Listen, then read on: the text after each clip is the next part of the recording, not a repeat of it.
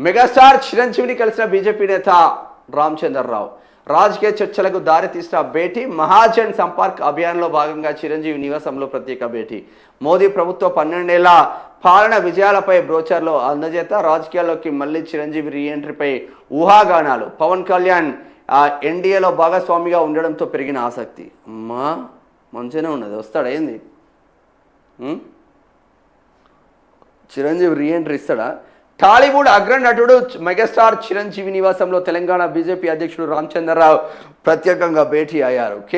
కేంద్రంలో ప్రధాని నరేంద్ర మోదీ నేతృత్వంలో ప్రభుత్వం 12 ఏళ్ల పాలన పూర్తి చేసుకున్న సందర్భంగా నిర్వహిస్తున్న మహాజన్ సంపర్క్ అభియాన్ నిజంగా వస్తాడానే కార్యక్రమంలో భాగంగా ఈ సమావేశం జరిగింది. ఈ సందర్భంగా మోదీ ప్రభుత్వ విజయాలను వివరించే బ్రోచర్లు చిరంజీవికి అందజేశారు. మర్యాదపూర్వక భేటీగా బీజేపీ వివరణ.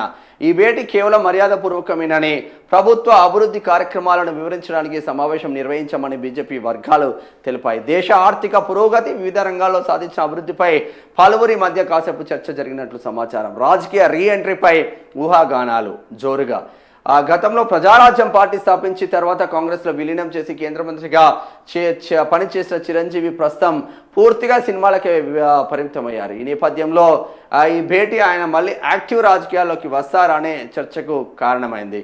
అలాగే చిరంజీవి తమ్ముడు ఆంధ్రప్రదేశ్ డిప్యూటీ సీఎం పవన్ కళ్యాణ్ ఇప్పటికే ఎన్డీఏ కూటమిలో కీలక భాగస్వామిగా ఉండడంతో ఈ రాజకీయ సమీకరణలపై విశ్లేషణలు మరింత వేగం పుంజుకున్నాయి.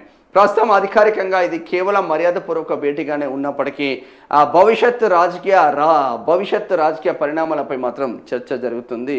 మరి నిజంగానే చిరంజీవిని ఏమైనా తీసుకొచ్చే ప్రయత్నాలు ఏమన్నా చేస్తారా? సడన్గా తీసుకొచ్చి మళ్ళీ ఆంధ్రప్రదేశ్లో కీ రోల్గా ఏమన్నా వ్యవహరిస్తారా అనేది చూడాలి. బీజేపీ ఏం చేసినా ఆశ్చర్యం సడన్ సర్ప్రైజ్లే ఉంటాయి బీజేపీ అన్నీ.